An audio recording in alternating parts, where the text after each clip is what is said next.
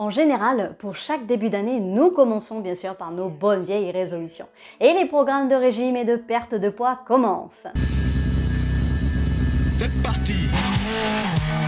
Mais les résolutions de régime et de perte de poids, malheureusement, ne sont pas durables ni efficaces. Bien qu'il soit difficile d'estimer exactement le pourcentage de résolutions du nouvel an qui échouent, sachez que la recherche indique que seulement 9 à 12% des personnes qui ont pris des résolutions pour la nouvelle année estiment avoir réussi un an plus tard. On est mal barré.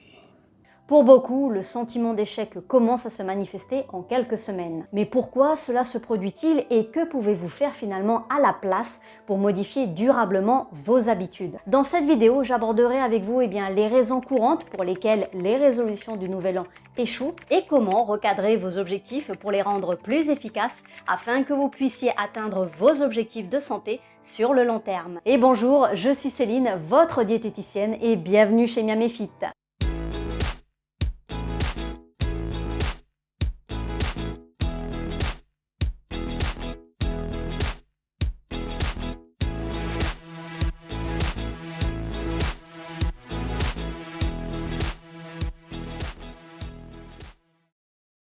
Mais avant de commencer, veuillez lire mes avis de non-responsabilité. N'oubliez pas que mes vidéos sont uniquement à des fins éducatives et de divertissement. Vous ne devez absolument pas remplacer votre traitement médical par ce que vous avez appris. Demandez toujours l'avis de votre médecin. Si bien sûr mes vidéos ne vous aident pas dans votre rétablissement vers votre bonne santé, vous pouvez bien sûr les arrêter, passer à autre chose et faire autre chose.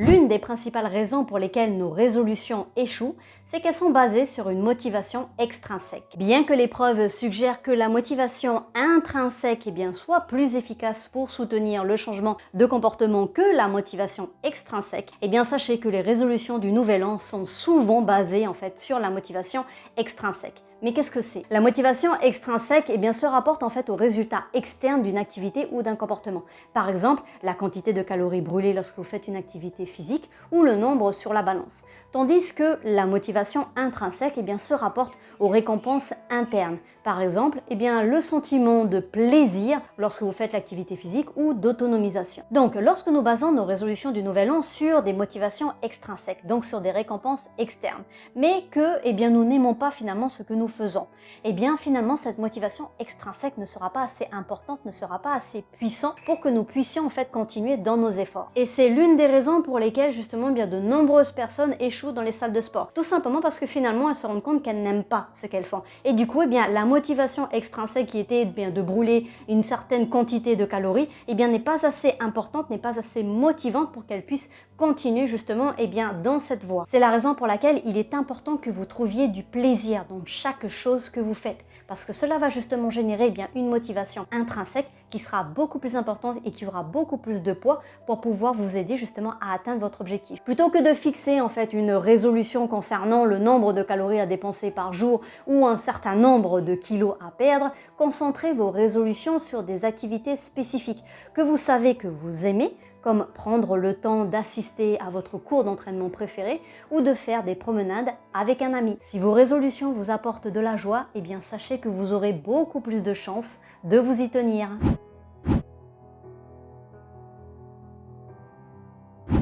De nombreuses résolutions du nouvel an échouent tout simplement parce qu'elles sont trop vagues et trop grandes pour être exploitables. L'une des résolutions les plus courantes bien sûr que j'entends est de vouloir manger plus sainement. Cependant il s'agit là d'une résolution trop large qui justement pourrait être réduite à quelque chose de beaucoup plus spécifique. Puisque que signifie pour vous finalement manger plus sainement?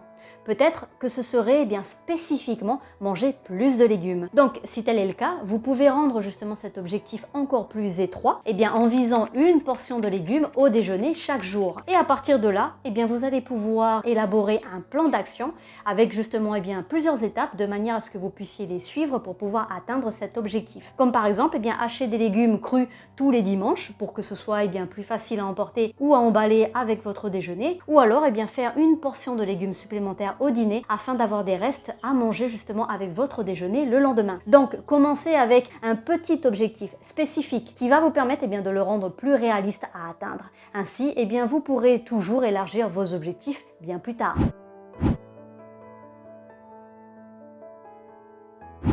Lors de la définition d'objectifs avec mes clients, j'aime me concentrer sur les éléments justement qu'ils peuvent ajouter pour améliorer leur santé plutôt que de fixer des objectifs restrictifs. Et c'est ce que l'on appelle l'approche par objectif qui se concentre justement sur les comportements positifs. En revanche, les objectifs axés sur l'évitement visent à éviter les comportements négatifs. Et d'ailleurs, une étude publiée en 2020 qui a suivi plus de 1000 participants qui ont pris des résolutions pour le nouvel an a révélé qu'après un an, ceux qui se sont fixés des objectifs axés sur l'approche par objectif étaient beaucoup plus susceptibles de déclarer que leur résolution avait réussi que ceux qui se sont fixés des objectifs axés sur l'évitement. Ainsi, même si vous entendez tout sur les choses que vous devriez éviter au cours de la nouvelle année, concentrez-vous plutôt sur ce que vous pouvez ajouter.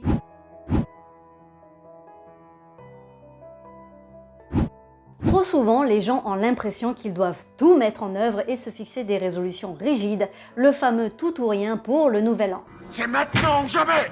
Cependant, la recherche suggère que fixer des objectifs rigides n'équivaut pas à des niveaux de réussite plus élevés et peut être nocif pour votre santé mentale et votre bien-être général. Une étude a d'ailleurs révélé que les personnes qui abordaient leur résolution du nouvel an avec flexibilité plutôt qu'avec ténacité, avaient un niveau de bien-être supérieur, bien que malheureusement aucun des deux groupes n'ait eu des taux de réussite élevés avec leurs résolutions. Donc, donnez-vous de la flexibilité avec vos résolutions de nouvel an et rappelez-vous que le changement prend du temps. Si votre vie devient mouvementée et que vous n'êtes pas en mesure de consacrer autant d'attention à vos objectifs en février par exemple, cela ne signifie pas que vous devez abandonner complètement. Avec une approche justement flexible, vous pouvez toujours vous recentrer et reprendre justement là où vous vous étiez arrêté lorsque vous aviez du temps.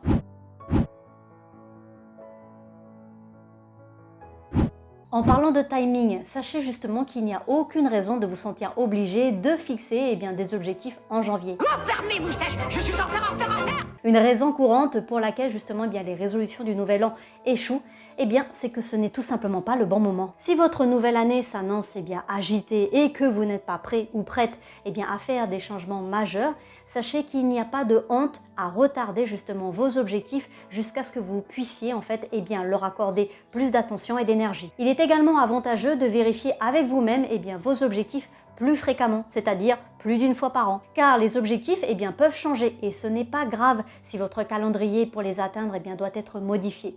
Le changement d'attitude est difficile et je peux le concevoir. Et tout changement que vous apportez justement sera plus susceptible de durer si vous prenez le temps de vous attaquer aux obstacles qui se présentent régulièrement à vous. Bon voilà, j'en ai terminé avec ce sujet. J'espère que cette vidéo vous a plu et qu'elle vous aidera à guérir votre relation avec votre corps et avec la nourriture. Si vous avez des questions ou des commentaires, n'hésitez surtout pas à me les laisser. Et bien sûr, pour les petits nouveaux, n'oubliez pas de vous abonner à ma chaîne pour les prochaines vidéos et je vous dis à très bientôt chez Miami Fit.